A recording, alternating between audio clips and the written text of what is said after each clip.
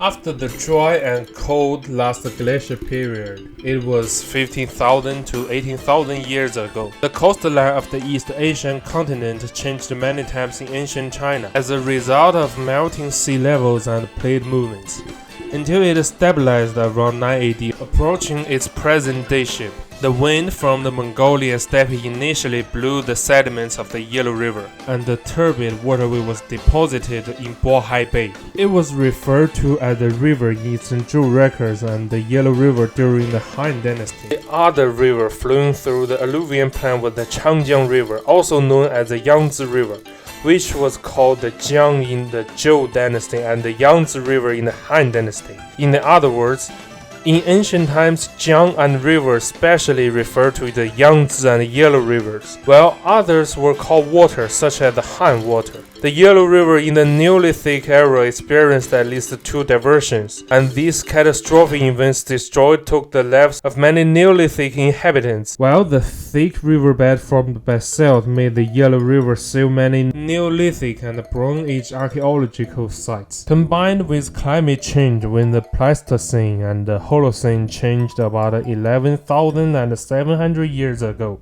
the Earth's last glacial period ended. The temperature continued to rise and began to enter the Holocene Great Warm period to about 5,000 years ago. The hot and humid climate peaked. The peak of the construction of water conservancy facilities by people in the Yangtze River basin also happened to occur at this time.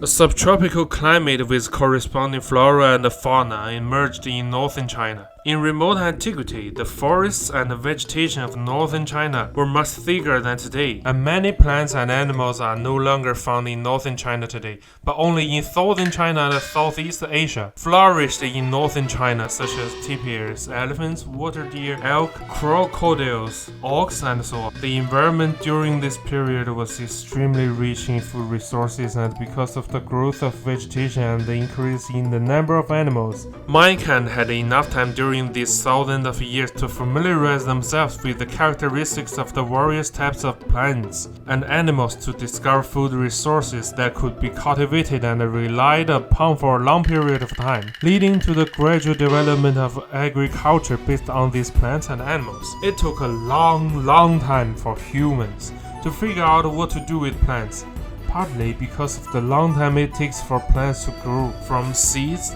to flower and fruit. Around the world, interaction with the natural environment provided the spark for civilization to begin, and in cultures where people had a good understanding of plants, all that was needed was an incentive to put that knowledge into practice.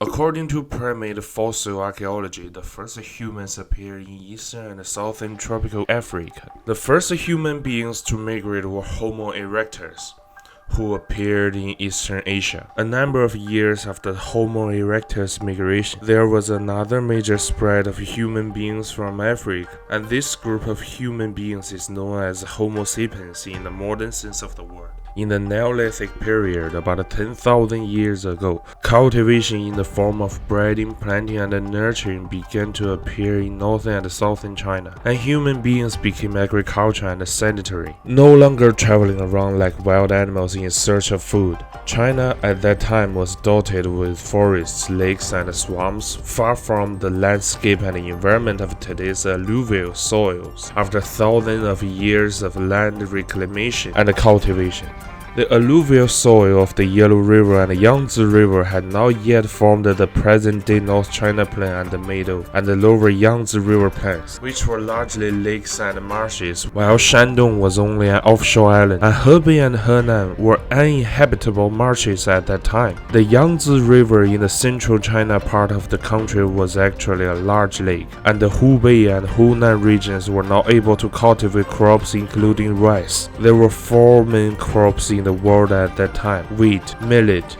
rice, and corn. With the emergence of agriculture, hunting and gathering were gradually replaced by the sedentary lifestyle in fixed locations. The Neolithic climate was mild and humid, and food was plentiful. Cereals were grown primarily for food, but in addition, plants were used for fiber fuel and poisons for fishing and hunting, as well as herbs of medicinal purpose. Medicinal use was the most important use of plants before humans learned to farm.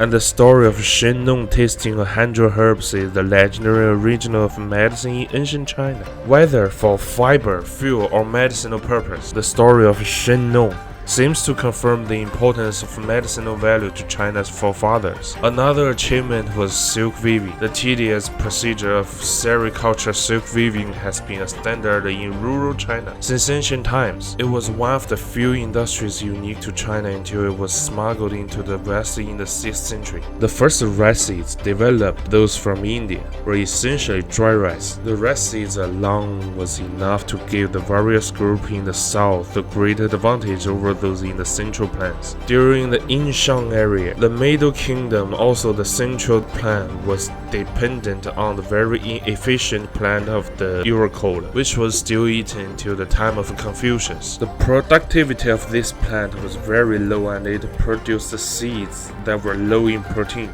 In contrast, rice in the south is roughly 20 times or more productive. For this reason alone, the various groups in the south were far richer economically than in terms of their livelihood. In the world's earliest civilizations arose in northern Israel and western Syria, then spread to the two-river basin, then to Egypt, next to India and Greece, and finally to China, Africa, and the Americas. China is significantly later than the Indus Valley, which in turn is later than Mesopotamia in terms of time. It is slightly later than Greece, much later than India, and much more ridiculously later than Sumer and Egypt. Sumer, the lower part of the two-river basin.